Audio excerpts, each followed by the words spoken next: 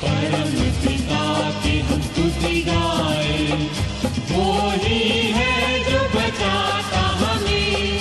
परम पिता की हम स्तुति गाए, वो ही है जो बचाता हमें। सारे पापों को करता क्षमा, सारे रोगों को करता चंगा। परम पिता की हम स्तुति गाए, वो ही है जो बचाता हमें।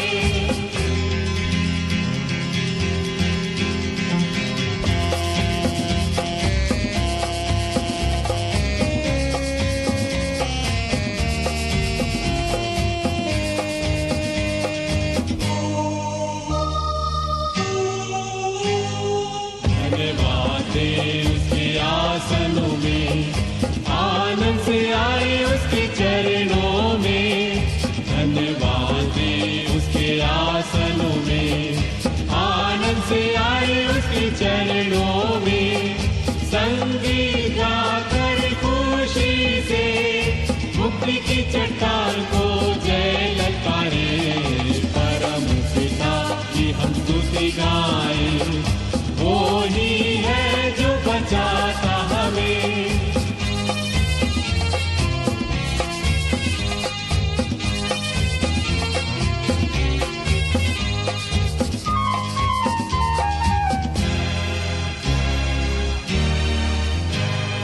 वो ही हमारा है परम पिता, तरस खाता है सर्व सदा।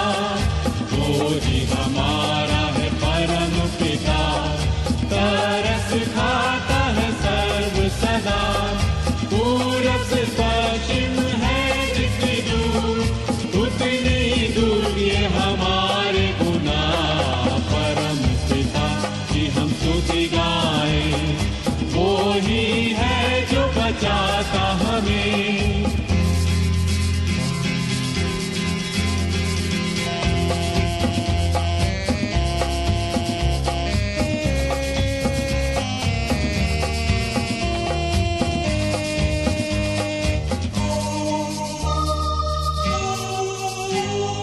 माँ की तरह उसने दी तसल्ली, दुनिया के खतरों में छोड़ा नहीं।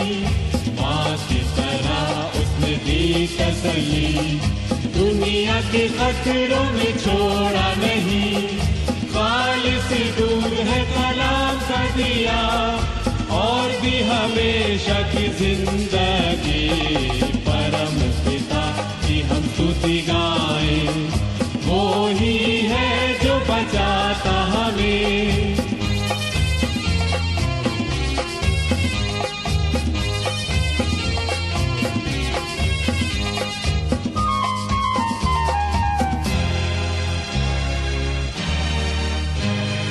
चरवाहे की मानिंद ढूंढा उसने, पापों की कील से निकाला हमें। चरवाहे की मानिंद ढूंढा उसने, पापों की कील से निकाला हमें। हमको बचाने को जान अपनी दी, ताकि हाथ में हम उसके रहें। परम पिता की हम स्तुति गाए, वो ही है जो बचाता हमें।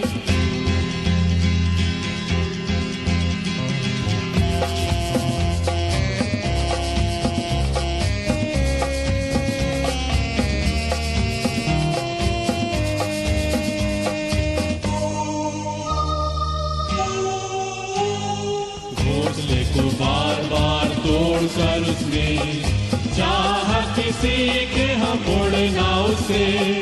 घोंसले को बार बार तोड़कर उसने चाहा किसी के हम उड़ना उसे। पारों पर उठाया उकाब की तरह, ताकि हमको चोट न लगे। परम पिता स्तुति गाए। वो ही है जो बचाता हमें, परम पिता की हम स्तुति गाए। वो ही है जो बचाता हमें। प्रभु यीशु क्रिस्त का अनुग्रह, परमेश्वर का प्रेम और पवित्र आत्मा की सहभागिता आप सबके साथ हो और आपके साथ भी हो। सर्वशक्तिमान परमेश्वर, आपके सम्मुख सबके हृदय खुले हैं, आप सबके अभिलाषाओं को जानते हैं और आपसे कोई भेद छिपा नहीं। अपनी पवित्र आत्मा की प्रेरणा से हमारे हृदय के विचारों को शुद्ध कीजिए, ताकि हम आपसे पूर्ण रूप से प्रेम करें और योग्य रीति से आपके पवित्र नाम की स्तुति करें, हमारे प्रभु यीशु क्रिस्त के द्वारा। आमीन। स्वर्ग में परमेश्वर की महिमा और पृथ्वी पर उसके लोगों को शांति। हे प्रभु परमेश्वर, स्वर्गीय राजा, सर्वशक्तिमान पिता परमेश्वर, हम आपकी आराधना करते, आपको धन्यवाद देते और आपकी महिमा के कारण आपकी स्तुति करते हैं। हे प्रभु यीशु क्रिस्त, परमेश्वर पिता के इकलौते पुत्र, हे प्रभु परमेश्वर, हे परमेश्वर के मेमने, आप जगत का पाप उठा ले जाते हैं, हम पर दया कीजिए। आप पिता की दाहिनी ओर विराजमान हैं, हमारी प्रार्थना स्वीकार कीजिए, क्योंकि केवल आप ही पवित्र हैं, आप ही प्रभु हैं, आप ही यीशु क्रिस्त पवित्र आत्मा के साथ परमेश्वर पिता की महिमा में परम उच्च हैं। आमीन। आइए हम आज की विशेष प्रार्थना करेंगे। हे सशक्तिमान परमेश्वर, आकाश और पृथ्वी के सृष्टिकर्ता, आपके प्रबंध से ही सब प्राणियों का भरण पोषण होता है। हमें सिखाइए कि आपके इन सब कार्यों में हम आपका हाथ देख सकें और आपके कृपापूर्ण वरदानों का आदर और धन्यवाद के साथ उपयोग करें। हमारे प्रभु यीशु मसीह के द्वारा, जो आपके और पवित्र आत्मा के साथ एक परमेश्वर हैं और अब तथा सदा सर्वदा जीवित और राज्य करते हैं। आमीन। हमारे सामने पवित्र शास्त्र के पाठ पढ़े जाएंगे।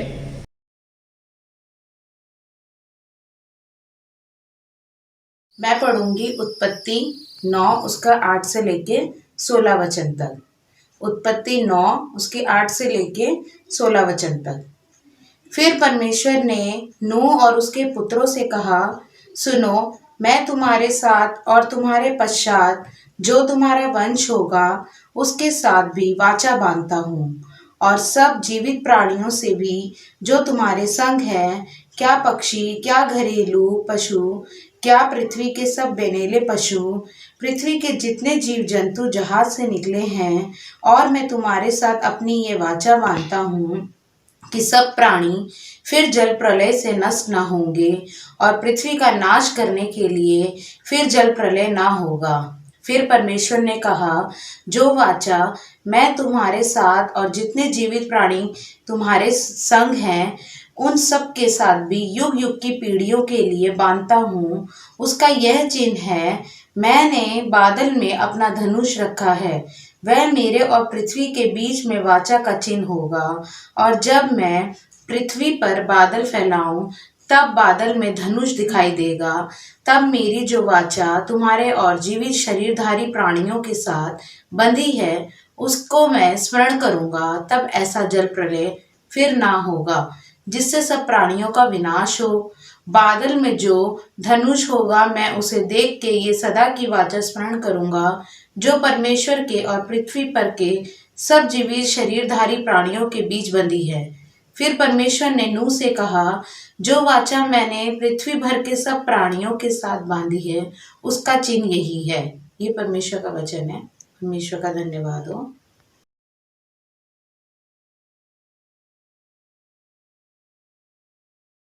सबको जय मसीह की। मैं आपके सामने पढ़ूंगी भजन संहिता 65 9 आयत से 13 आयत तक। तू भूमि की सुधि लेकर उसको सींचता है, तू उसको बहुत फलदायक करता है। परमेश्वर की नहर जल से भरी रहती है। तू पृथ्वी को तैयार करके मनुष्यों के लिए अन्न को तैयार करता है। तू रेघारियों को भली भांति सींचता है और उनके बीच की मिट्टी को बिठाता है। तू भूमि को मेह से नरम करता है और उसकी उपज पर आशीष देता है। अपनी भलाई से भरे हुए वर्ष पर तूने मानो मुकुट धर लिया है। तेरे मार्गों में उत्तम उत्तम पदार्थ पाए जाते हैं। वे जंगल की चराइयों में पाए जाते हैं और पहाड़ियाँ हर्ष का फेटा बांधे हुए हैं। चराइयाँ भेड़ बकरियों से भरी हुई हैं और तराइयाँ अन्न से ढपी हुई हैं। वे जय जयकार करती और गाती भी हैं। प्रभु अपने वचन के पढ़े जाने पर आशीष दे।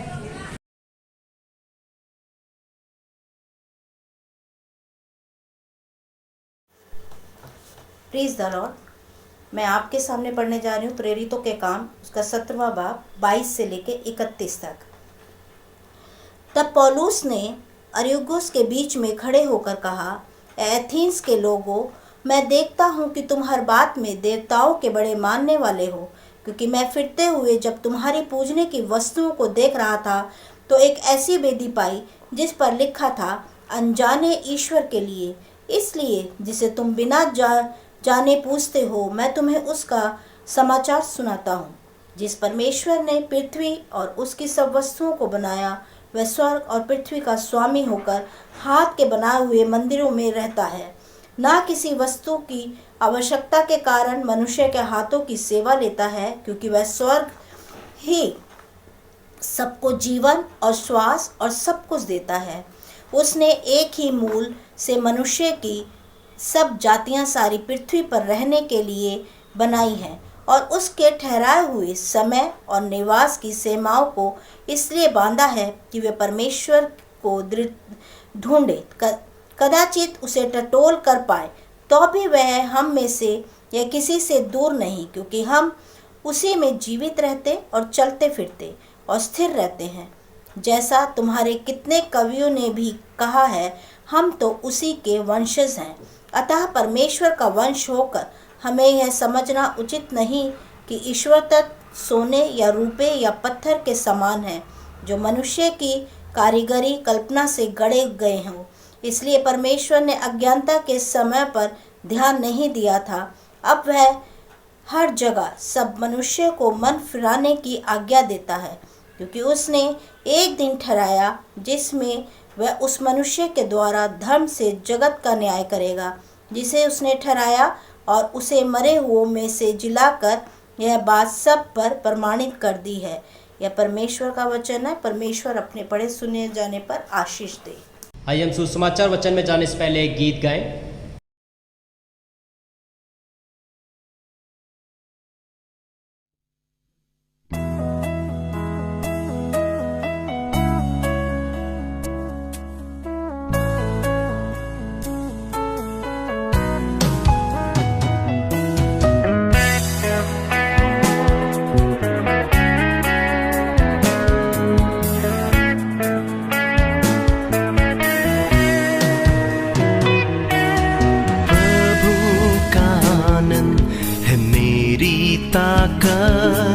संसार में यीशु है मेरी ताकत, प्रभु का आनंद है मेरी ताकत।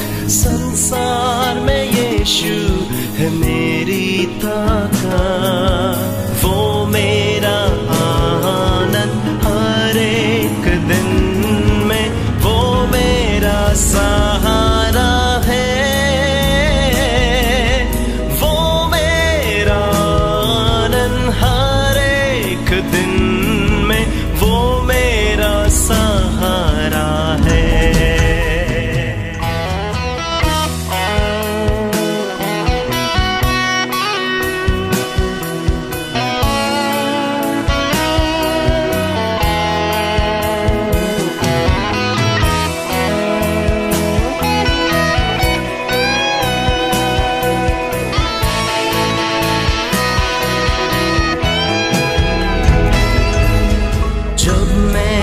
सोचा कि अकेला हूँ, तब प्रभु यीशु ने मुझसे कहा।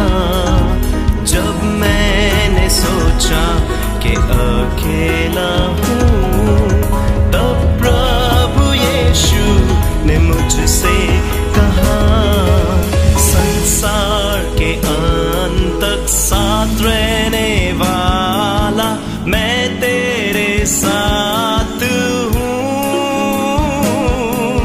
संसार के अंत तक साथ रहने वाला मैं तेरे साथ हूँ।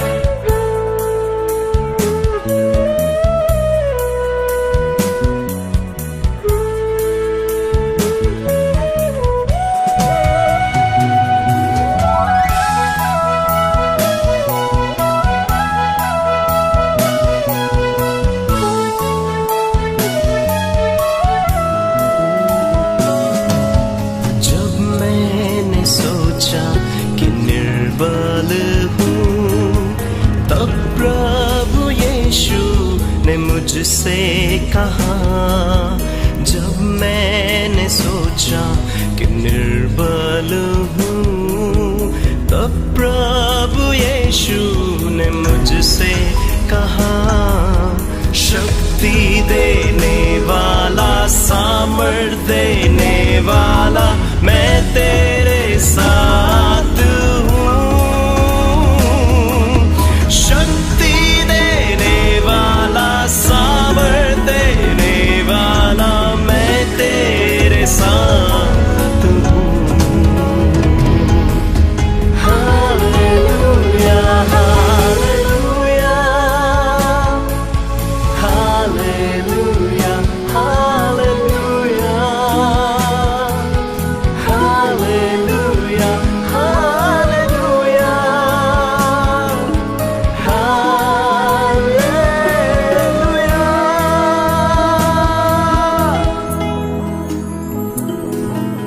जब मैंने सोचा कि असंभव है, तब प्रभु यीशु ने मुझसे कहा, जब मैंने सोचा कि असंभव है, तब प्रभु यीशु ने मुझसे कहा, असंभव को संभव करने वाला यीशु, मैं तेरे साथ हूँ।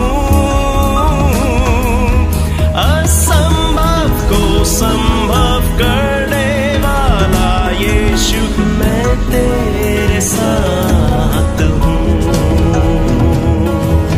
प्रभु का आनंद है मेरी ताकत, संसार में यीशु है मेरी ताकत, वो मेरा आनंद हर एक दिन में, वो मेरा सहारा है,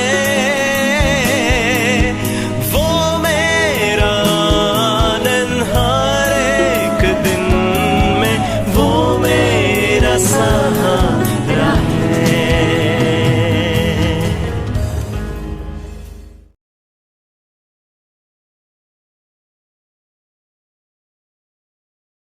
आज के मनन के लिए जो सुसमाचार का हिस्सा लिया गया है वो पाया जाता है मत्ती रचित सुसमाचार, उसका 6 अध्याय और उसकी 25 आयत से 34 आयत तक। Gospel according to saint Matthew chapter 6 verses 25 to 34। हे प्रभु क्रिस्त, आपकी महिमा हो। इसलिए मैं तुमसे कहता हूं कि अपने प्राण के लिए यह चिंता ना करना कि हम क्या खाएंगे और क्या पिएंगे, और ना अपने शरीर के लिए कि क्या पहनेंगे। क्या प्राण भोजन से और शरीर वस्त्र से बढ़कर नहीं। आकाश के पक्षियों को देखो, वे ना बोते हैं, ना काटते हैं और ना खत्तों में बटोरते हैं, तो भी तुम्हारा स्वर्गीय पिता उनको खिलाता है। क्योंकि तुम उनसे अधिक मूल्य नहीं रख क्या तुम उनसे अधिक मूल्य नहीं रखते? तुम में कौन है जो चिंता करके अपनी अवस्था में एक घड़ी भी बढ़ा सकता है? और वस्त्र के लिए क्यों चिंता करते हो? जंगली सोसनों पर ध्यान करो कि वे कैसे बढ़ते हैं। वे ना तो परिश्रम करते ना काटते हैं, तो भी मैं तुमसे कहता हूं कि सुलेमान भी अपने सारे वैभव में उनमें से किसी के समान वस्त्र पहने हुए ना था। इसलिए जब परमेश्वर मैदान की घास को, जो आज है और कल भाड़ में झोंकी जाएगी, ऐसा वस्त्र पहनाता है, तो हे अल्पविश्वासियों, तुमको वह क्यों कर ना पहनाएगा। इसलिए तुम चिंता करके यह ना कहना कि हम क्या खाएंगे या क्या पिएंगे या क्या पहनेंगे, क्योंकि अन्य जाति इन सब वस्तुओं की खोज में रहते हैं, और तुम्हारा स्वर्गीय पिता जानता है कि तुम्हें ये सब वस्तुएं चाहिए। इसलिए पहले तुम उसके राज्य और धर्म की खोज करो, तो ये सब वस्तुएं भी तुम्हें मिल जाएंगी। सो कल के लिए चिंता ना करो, क्योंकि कल का दिन अपनी चिंता आप कर लेगा। आज के लिए आज ही का दुख बहुत है। आमीन। ये प्रभु क्रिस्त का शुभ समाचार है। आमीन। यीशु मसीह के नाम में एक बार फिर से आप सबों को जय मसीह की। परमेश्वर का हम धन्यवाद करते हैं कि वो भला है और उसकी करुणा हम सब पर बनी हुई है। आज जो वचन के हिस्से हमारे सामने पढ़े गए वो उत्पत्ति 9:9 से 16, भजन 65:9 से 13, प्रेरितों के काम 17:22 से 31 और मत्ती उसका 6 अध्याय 25 से 34। आज का जो दिन है वो 9th Sunday before Easter. Easter से पहले नौवां इतवार, और आज का जो थीम है The world is full of signs which point to the goodness and providence of God. समस्त पृथ्वी ऐसे चिन्हों से परिपूर्ण है जो परमेश्वर की भलाई और उसकी प्रबंध व्यवस्था की ओर संकेत करते हैं। संपूर्ण सृष्टि ऐसे चिन्हों से भरी हुई है, परिपूर्ण है, जो परमेश्वर की भलाई और उसकी प्रबंध व्यवस्था की ओर संकेत करते हैं। तो उसकी गुडनेस और उसके प्रोविडेंस के बहुत सारे साइंस हम इस वर्ल्ड के अंदर देखते हैं। परमेश्वर भला है और वो हमेशा भला है, और इंग्लिश में हम कहते हैं God is good all the time God is good. तो परमेश्वर की जो दया है या परमेश्वर की जो भलाई है वो हमेशा हमारे ऊपर बनी हुई है। और हम आज अगर जीवित हैं, अगर आज हम उसके वचन को पढ़ रहे हैं, सुन रहे हैं, या अपने दैनिक कार्य जो भी हम करते हैं वो सब परमेश्वर की दया से। और भजन 19:1 में लिखा है कि आकाश परमेश्वर की महिमा का वर्णन कर रहा है, दिन से दिन बातें करती है और रात को रात ज्ञान सिखाती है। ना तो कोई बोली है और ना कोई भाषा जहाँ उनका शब्द सुनाई नहीं देता है। तो परमेश्वर की महिमा इस सारी सृष्टि में हम देख सकते हैं। सूरज, चांद, सितारे, पेड़ पौधे, जंगली जानवर, पक्षी, पहाड़ और ऊंची ऊंची वादियाँ, बर्फ के टीले, नदियाँ, झरने, ये सब कुछ परमेश्वर की महिमा को प्रकट करते हैं और ये हमें बताते हैं कि परमेश्वर कितना भला है, कितना हमारे ऊपर दयावान है। परमेश्वर ने अलग अलग तरीके से जो है अलग अलग प्राणियों के लिए अलग अलग प्रबंध किए हैं, और ये परमेश्वर की महिमा को, परमेश्वर की दया को प्रकट करता है। अगर हम साम 65 उसके 9 में हम पढ़ते हैं, तो भूमि को की सुधि लेकर उसको सींचता है, तो उसको बहुत फलदायक करता है। परमेश्वर की नहर जल से भरी रहती है। तो पृथ्वी को तैयार करके मनुष्यों के लिए अन्न को तैयार करके मनुष्यों के लिए अन्न को तैयार करता है। तो पृथ्वी को तैयार करके मनुष्यों के लिए अन्न को तैयार करता है। तो परमेश्वर है जो पृथ्वी को तैयार करता है, उसको सींचता है और मनुष्यों के लिए, पक्षियों के लिए और अन्य जीव जंतुओं के लिए भोजन का इंतजाम करता है। परमेश्वर हर मनुष्य के लिए भोजन का इंतजाम करता है, हर प्राणी के लिए भोजन का इंतजाम करता है, चाहे वो छोटी चींटी हो, चाहे एक बड़ा हाथी हो, चाहे वो समुद्र की व्हेल मछली हो और या अन्य कोई जीव जंतु हो, सब के लिए परमेश्वर भोजन का प्रबंध करता है और ये परमेश्वर की भलाई को प्रकट करता है। ये सब जो चिन्ह हैं, ये सब बातें हैं, ये परमेश्वर की दया को, उसके प्रेम को प्रकट करती है, जो मनुष्य और सारी सृष्टि के प्रति उसकी दया है। पुराने नियम में हम देखते हैं कि जो परमेश्वर ने आकाश में एक चिन्ह दिया था नूह के समय में, तो जो आकाश में रेनबो या वर्षा के बाद जो धनुष दिखाई देता है, परमेश्वर की भलाई की वाचा को प्रकट करता है। जो आकाश का चिन्ह है सबसे बड़ा, जो रेनबो है ना, जो बारिश के बाद हमें दिखाई देता है, वो जो चिन्ह है वो परमेश्वर की भलाई का एक बहुत बड़ा चिन्ह है हमारे लिए। क्योंकि जब हम देखते हैं कि परमेश्वर ने उत्पत्ति 6 से 9 के बीच में जब परमेश्वर ने देखा कि पाप बहुत बढ़ गया है और सब मनुष्यों को मारने का प्रसंग परमेश्वर के सामने आया, तो परमेश्वर ने नूह को कहा कि तू एक अपने लिए जहाज बना, उसमें तू और तेरा घराना, तेरे बच्चे, तेरी बहुएं और जितने प्राणियों को मैं रखने की तुझे आज्ञा दूंगा, अर्थात 2-2 जो प्राणी हैं वो मेल और फीमेल करके नर और मादा के रूप में तुम्हें जहाज में लेकर रखने हैं। और नूह ने ऐसा ही किया और 40 दिन के बाद 7 दिन के बाद फिर बारिश हुई और 40 दिन तक जो है दिन रात बारिश हुई। उसके बाद सब कुछ डूब गया, सब जीव जंतु मारे गए और नूह और उसका घराना और उसके साथ जो जीव जंतु परमेश्वर ने कहे थे वो सब जहाज में थे, वो सब बच गए। उसके बाद 9वें अध्याय में जब नूह जहाज से बाहर निकल कर आता है, तो वहाँ पर परमेश्वर ने उससे वाचा बांधी कि आज के बाद मैं तुझसे ये वाचा बांधता हूँ कि आज के बाद कभी भी मैं जल प्रलय के द्वारा सृष्टि को या पूरी मानव जाति को कभी नष्ट नहीं करूँगा। और और तब परमेश्वर ने ये वाचा खुद बांधी थी। नूह ने नहीं कहा था कि हे परमेश्वर तू मेरे साथ ये वाचा बांध के अब तू हमें कभी जल से नष्ट नहीं करेगा। लेकिन खुदा जो दयालु है, जो हमारे ऊपर भलाई करने वाला, हमारा भला करने वाला परमेश्वर है, उसने कहा था कि मैं तुम्हारे साथ ये वाचा बांधता हूँ और मेरी वाचा का चिन्ह ये होगा कि तुम आकाश में एक धनुष को देखोगे, बादलों के अंदर एक धनुष को देखोगे जो मेरे और तुम्हारे बीच में एक वाचा का चिन्ह है। जो हम वर्षा के समय जो वर्षा धनुष को देखते हैं, जो रेनबो हम देखते हैं, वो रेनबो जो है वो इस बात का गवाह है कि परमेश्वर की जो भलाई है वो आज भी हमारे ऊपर बनी हुई है। ये जो वर्षा का धनुष है वो परमेश्वर की वाचा को तो दर्शाता ही है कि ये परमेश्वर की वाचा का एक चिन्ह है। उसके साथ साथ परमेश्वर की सच्चाई को दर्शाता है कि परमेश्वर अपने वायदे में कितना सच्चा है, कितना भला है, कितना प्रेम करने वाला परमेश्वर है। और ये उसकी दया को,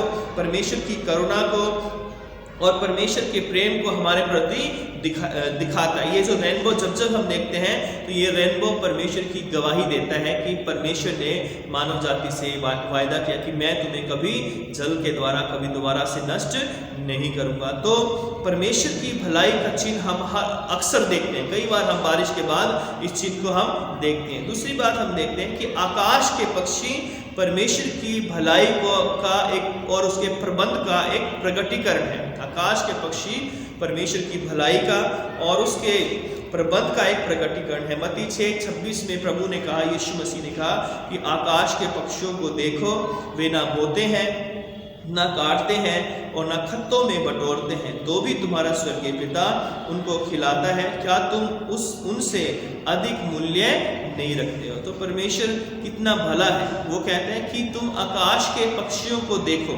ना। आकाश के पक्षी ना तो वो बोते हैं, ना वो काटते हैं, ना वो बीज अपने लिए बटोर कर रखते हैं, सब कुछ जो है वो उनमें से कोई भी काम नहीं करते हैं, लेकिन उसके बावजूद भी परमेश्वर उन सब के लिए खाने का प्रबंध करता है। उनके हर चीज़ का पीने के लिए, उनके खाने के लिए सारा प्रबंध परमेश्वर की ओर से किया जाता है। और फिर वो परमेश्वर का वचन हमें कहता है कि तुम में कौन है जो चिंता करके अपनी अवस्था में घड़ी भी बढ़ा सकता है। और वस्त्र के लिए क्यों चिंता करते हो? जंगली शोषणों पर ध्यान करो कि वे कैसे बढ़ते हैं, ना वो परिश्रम करते हैं, ना वो काटते हैं। तो भी मैं तुमसे कहता हूँ कि सुलेमान भी अपने सारे वैभव में उनमें से किसी के समान वस्त्र पहने हुए नहीं था। तो दूसरा उदाहरण जो प्रभु यीशु मसीह ने दिया, पहला आकाश के पक्षियों का, दूसरा जो है जंगली शोषणों का, कि वस्त्र के लिए तुम क्यों चिंता करते हो जब परमेश्वर उस जंगल के अंदर जो शोषण होते हैं, जो फूल होते हैं, उनको इतना सुंदर बनाता है और इतना उनको अच्छा, उनको देखकर हमारा मन आनंदित हो जाता है, उनके लिए इंतज़ाम करता है।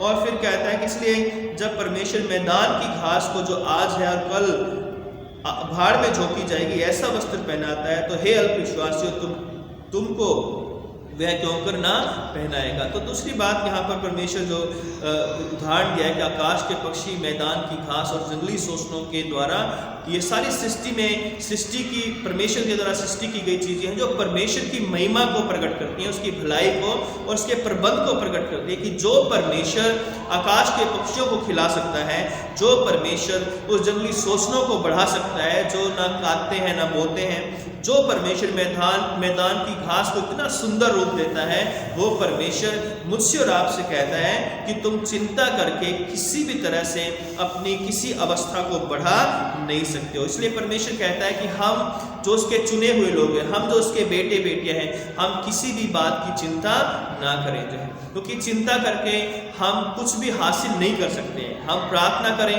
हम काम करें, हम मेहनत करें, लेकिन चिंता करके हम परमेश्वर के सामने जो है हम चिंता करके कुछ भी नहीं कर सकते हैं, बल्कि हमें परमेश्वर के उस प्रबंध को देखना चाहिए जो आकाश के पक्षियों के लिए, मैदान की घास के लिए, जंगली जानवरों के लिए, समुद्री जीव जंतुओं के लिए जो परमेश्वर ने प्रबंध किया है, उसके ऊपर हमें विश्वास करना चाहिए कि जो परमेश्वर सारी सृष्टि को खिला सकता है, वो परमेश्वर हमें भी खिलाएगा। जो परमेश्वर चींटी को खिलाता है, जो परमेश्वर हाथी को खिलाता है, जो परमेश्वर समुद्री व्हेल फिश को खिलाता है, या जो है अन्य जंगली जानवरों को, शेर, चीते, घोड़ों को खिलाने वाला परमेश्वर है, वो हमारे लिए भी इंतजाम करेगा। इसलिए हम चिंता ना करें, बल्कि परमेश्वर के जो चिन्ह है आकाश के अंदर, पृथ्वी के अंदर, सृष्टि के अंदर, उन सब को हम देखें और परमेश्वर पर विश्वास करें। तीसरी बात जो है कि परमेश्वर की भलाई और प्रबंध का लाभ उठाने के लिए हमें क्या करना चाहिए। हमें उस जो परमेश्वर ने आकाश में प्रबंध किए हैं या पृथ्वी में जो उसने प्रबंध किए हैं, सृष्टि में जो उसने चिन्ह दिखाए हैं या प्रबंध किए हैं हमारे लिए, उन प्रबंधों को हम पाने के लिए क्या करें, तो हम कैसे उस बात को अपने जीवन में ग्रहण करें कि परमेश्वर ने कहा कि आकाश के पक्षियों को देखो और उनको देखकर मुझे और आपको क्या करना है। मुझे और आपको एक ही काम करना है जो मत्ती 6:33 में कहा गया है, इसलिए पहले तुम, है ना, पहले कहा गया कि आकाश के पक्षियों को देखो, मैदान की घास को देखो, जंगली सोसनों को देखो, और अंत में कहा गया कि इसलिए पहले तुम परमेश्वर के राज्य और धर्म की खोज करो तो ये सब वस्तुएं तुम्हें यूं ही मिल जाएंगी, या ये सब वस्तुएं तुम्हें दे दी जाएंगी, मिल जाएंगी। तो परमेश्वर कहता है कि जो आकाश या पृथ्वी या जो सृष्टि की सब चीज़ें जो हैं हमें परमेश्वर की महिमा के चिन्हों को दर्शाती हैं, परमेश्वर की भलाई के चिन्हों को दर्शाती हैं, परमेश्वर की करुणा के चिन्हों को जो हमें दर्शा रही हैं, उन पर हमें विश्वास करके क्या करना है, हमें परमेश्वर के राज्य और धर्म की खोज करना है। जब हम परमेश्वर के धर्म और राज्य की खोज करेंगे तो परमेश्वर हमारे जीवन में बहुत बड़ा काम करेगा। और पहला पतरस 5, 6 और 7 में भी लिखा हुआ है, इसलिए परमेश्वर के बलवंत हाथ के नीचे दीनता से रहो, जिससे वह तुम्हें उचित समय पर बढ़ाए, और अपनी सारी चिंता उसी पर डाल दो, क्योंकि उसको तुम्हारा ध्यान है। परमेश्वर को हमारा ध्यान है, हमें अपनी सारी चिंताओं को, सारी फिक्रों को, सारे तकलीफ़ों को हमें परमेश्वर के आगे डाल देना है। आज जो समय है, जो जिस कोरोना काल से हम गुजरे हैं या गुजर रहे हैं, उसमें बहुत सारे लोग दुखी हैं, बहुत सारे लोग निराश हैं, बहुतों ने अपनी जॉब को खोया है, कईयों के परिवार भी टूट गए हैं, कईयों के बच्चों की एजुकेशन नहीं हो पा रही है, कई लोग अपने रोजी रोटी के लिए, दिन प्रतिदिन की रोटी के लिए भी फिक्रमंद हैं, चिंतित है, परेशान है। लेकिन परमेश्वर का वचन कहता है कि तुम वस्त्रों के लिए, भोजन के लिए चिंता मत करो, वरन पहले तुम परमेश्वर और उसके धर्म की खोज करो।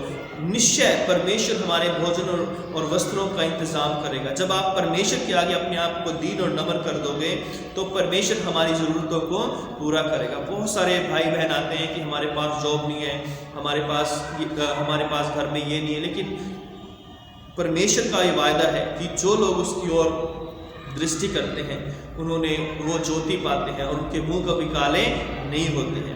मैं प्रार्थना करता हूँ कि परमेश्वर आपके जीवन में भी कार्य करे और आपको ऐसा विश्वास दे जैसा विश्वास एलिया के पास था, जो कि सुनसान जगह पर था और निराश था, हताश था, और वो भाग रहा था जो है अहाब से, और उसके पास भोजन नहीं था, उसके पास पानी नहीं था।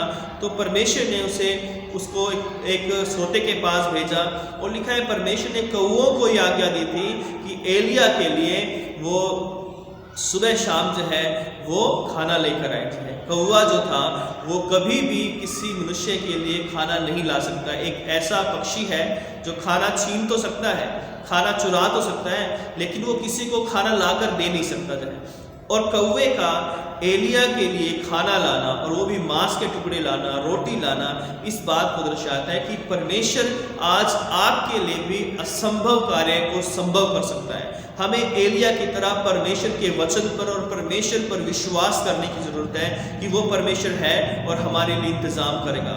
हम चिंता ना करें बल्कि मेहनत करें, है ना। परमेश्वर ये नहीं कहता कि तुम मेहनत ना करो, है ना, या अपने घर से जाकर कोई नौकरी ना करो या काम ना ढूंढो, तुम घर में बैठे बैठे सब कुछ आ जाएगा।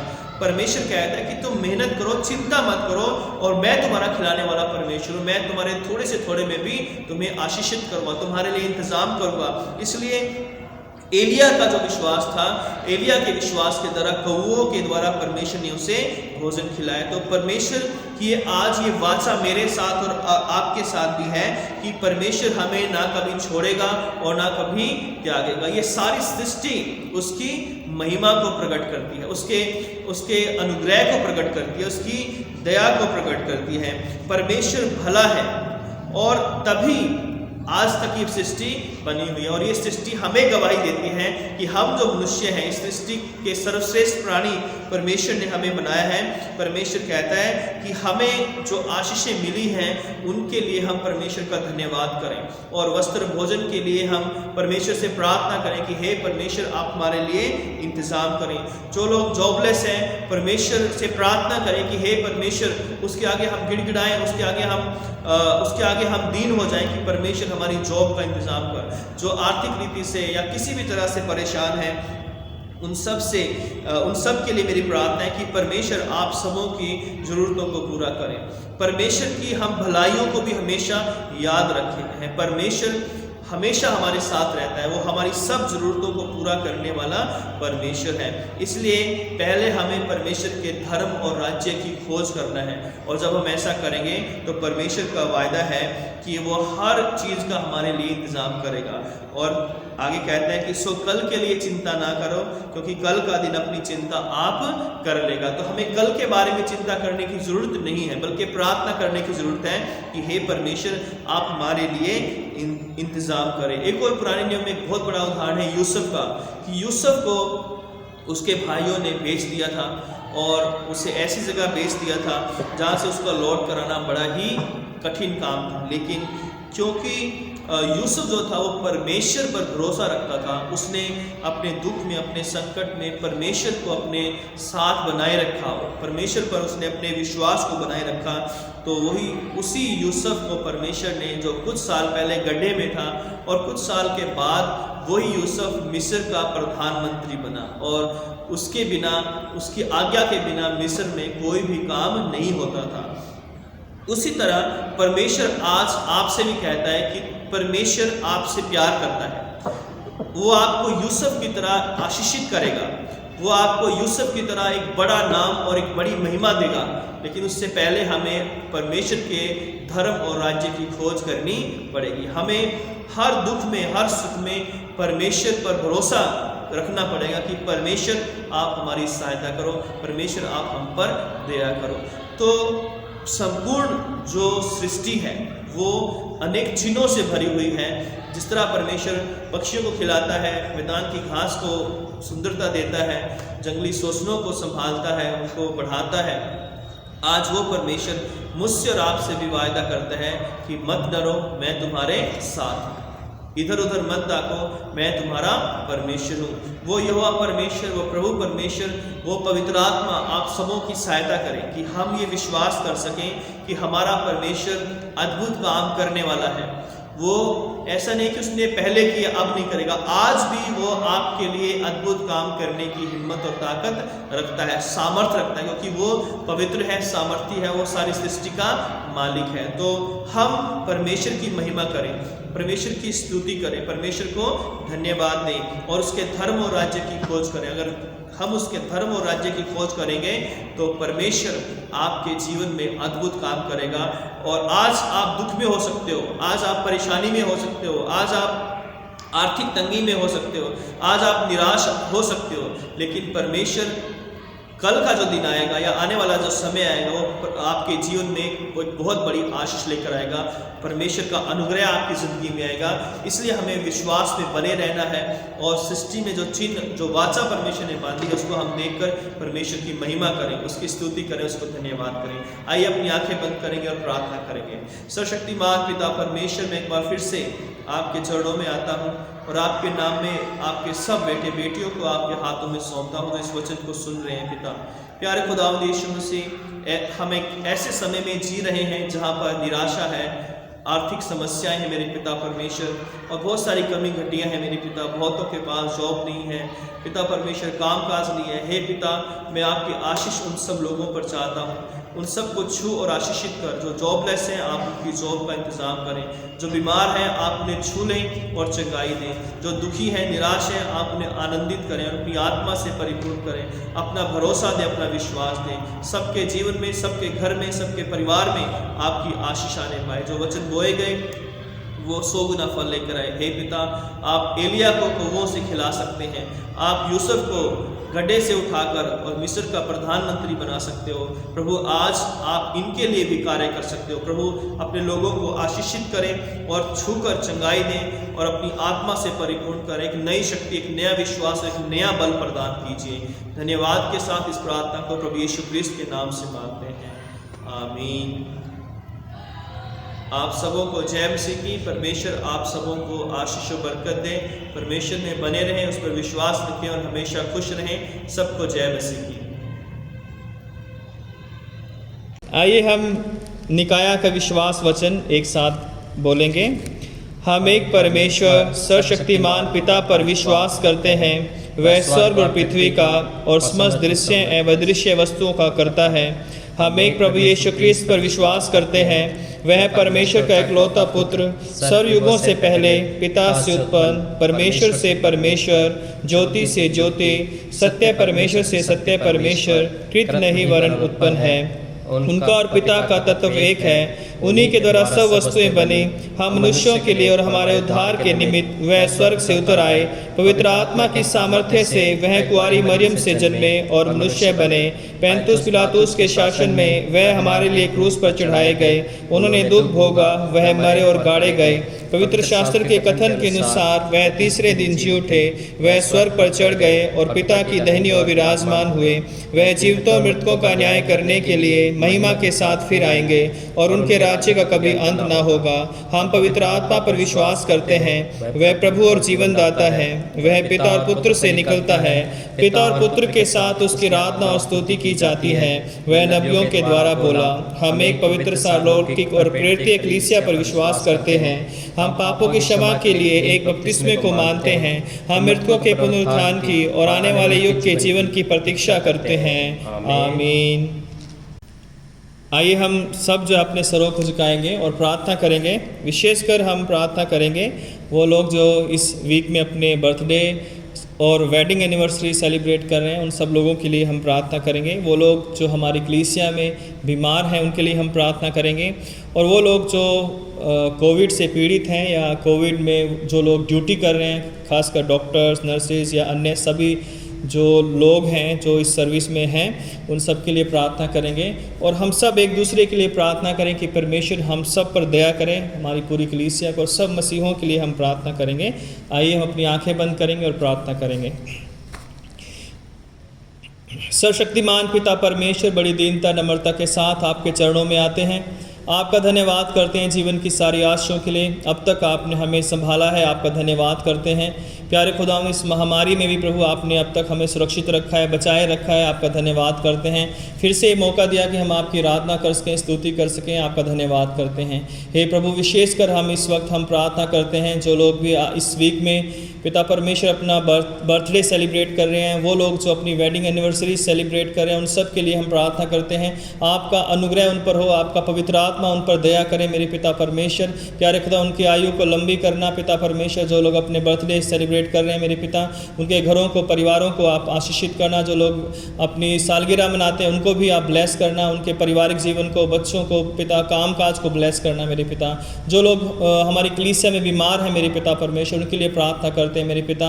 या जो लोग भी इस वर्शिप को देख रहे हैं, यदि कोई बीमार है, यीशु मसीह के नाम से हम उसके लिए प्रार्थना करते हैं। आपकी सामर्थ इसी वक्त उन्हें छुए और चंगा करे। हर एक बीमारी को यीशु नासरी के नाम से हम डांटते हैं और हर एक शराब को तोड़ देते हैं और आपकी आशीष हम मांग लेते हैं मेरे पिता परमेश्वर। हम प्रार्थना करते हैं प्यारे खुदा, जो लोग भी कोरोना से अभी तक पीड़ित हैं पिता परमेश्वर, या पिता परमेश्वर बीमार हैं, उन सब पर दया कीजिए। सब बीमारों को आप चंगा कीजिए।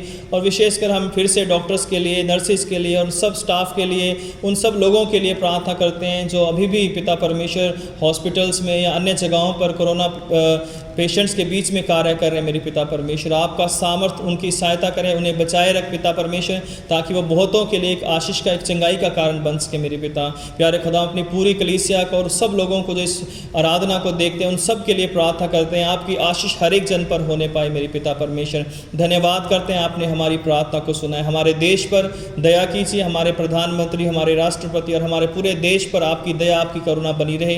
और इस पूरे दिल्ली शहर पर आपकी आशीष बनी रहे। यहाँ के मुख्यमंत्री और जितने भी अधिकारीगण, उन सब पर आपकी आशीष चाहते हैं। आपका धन्यवाद करते हैं, अब तक आपने हम सबों को इस जगह पर सुरक्षित रखा है। ताकि हम आपकी आराधना कर सकें, स्तुति कर सकें और आपके वचन को लोगों तक पहुंचा सकें। आपकी सारी आशीषों के लिए धन्यवाद देते हुए इस प्रार्थना को उद्धारकर्ता प्रभु यीशु मसीह के नाम से मांगते हैं, आमीन। आइए हम पाप अंगीकार की प्रार्थना में जाएंगे। Page number 129 section 17। प्रिय भाई और बहनों, हमारे प्रभु यीशु क्रिस्त यह कहते हैं, हमारा प्रभु परमेश्वर ही एकमात्र प्रभु है। तो प्रभु अपने परमेश्वर को अपने संपूर्ण हृदय, संपूर्ण प्राण, संपूर्ण बुद्धि और संपूर्ण शक्ति से प्रेम कर, यह पहली आज्ञा है। दूसरी यह है, अपने पड़ोसी को अपने समान प्रेम कर, इनसे बड़ी और कोई आज्ञा नहीं है। परमेश्वर ने संसार से ऐसा प्रेम किया कि उसने अपना इकलौता पुत्र यीशु क्रिस्त दे दिया कि वह हमें पापों से बचाए, स्वर्ग में हमारे लिए निवेदन करे और हमें शाश्वत जीवन में पहुंचाए। इसलिए हम पश्चाताप और विश्वास के साथ अपने पापों को स्वीकार करें। हम परमेश्वर की कृपा से उसकी आज्ञाओं का पालन करने का और सब लोगों के साथ मेल मिलाप और प्रेम से रहने का पक्का संकल्प करें। हे सर्वशक्तिमान परमेश्वर, हमारे स्वर्गीय पिता, हमने मन, वचन और कर्म से आपके विरुद्ध और एक दूसरे के विरुद्ध पाप किया है।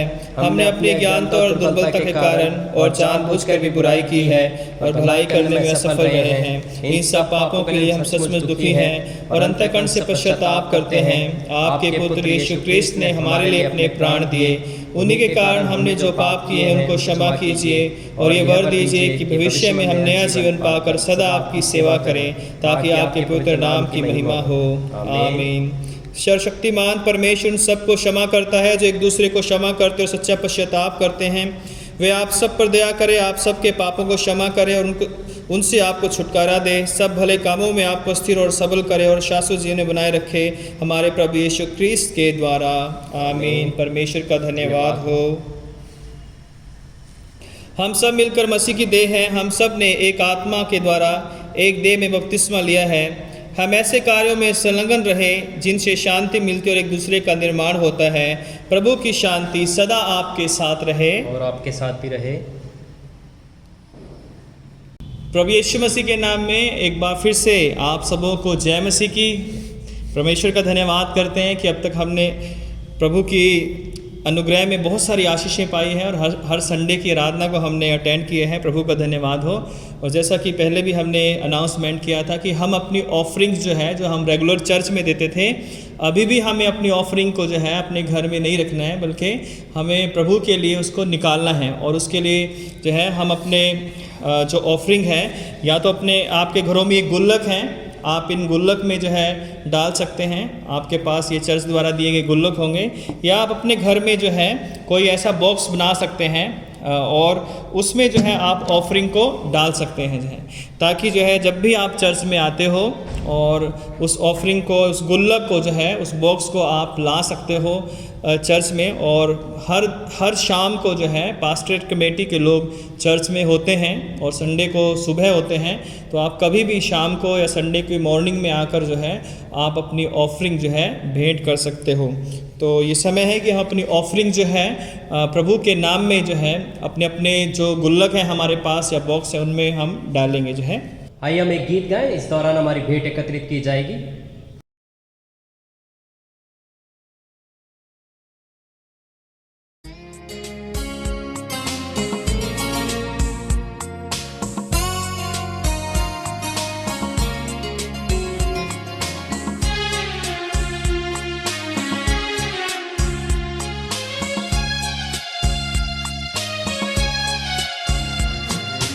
यीशु को मैं सब कुछ देता, सब कुछ करता हूँ कुर्बान। जीऊंगा मैं रोज मसीह में, उस पर रखूंगा ईमान। सब मैं देता हूँ, सब मैं देता हूँ,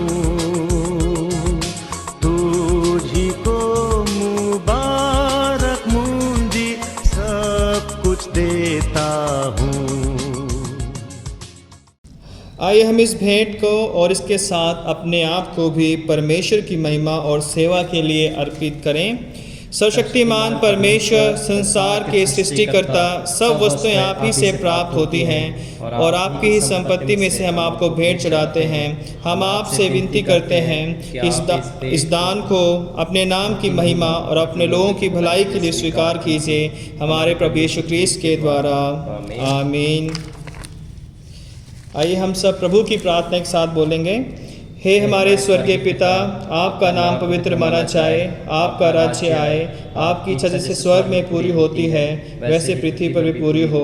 आप हमारे दिन भर की रोटी आज हमें दीजिए। आप हमारे अपराधों को क्षमा कीजिए जैसा हमने अपने अपराधियों को क्षमा किया है। आप हमें परीक्षा में मत डालिए परंतु बुराई से बचा लीजिए, क्योंकि राज्य, पराक्रम और महिमा अब और सदा सर्वदा आपके ही हैं। आमीन। परमेश्वर की शांति जो सारी समझ से परे है, परमेश्वर के और उसके पुत्र हमारे प्रभु यीशु ख्रीस्त के ज्ञान और प्रेम में आपके हृदय और विचारों को सुरक्षित रखे और सर्वशक्तिमान परमेश्वर पिता, पुत्र और पवित्र आत्मा की आशीष आप पर हो और आपके साथ सदा सर्वदा बनी रहे। आमीन। शांति से पूर्ण होकर जाओ, प्रभु से प्रेम करो और उसकी सेवा में लगे रहो। मसीह ख्रीस्त के नाम में आमीन।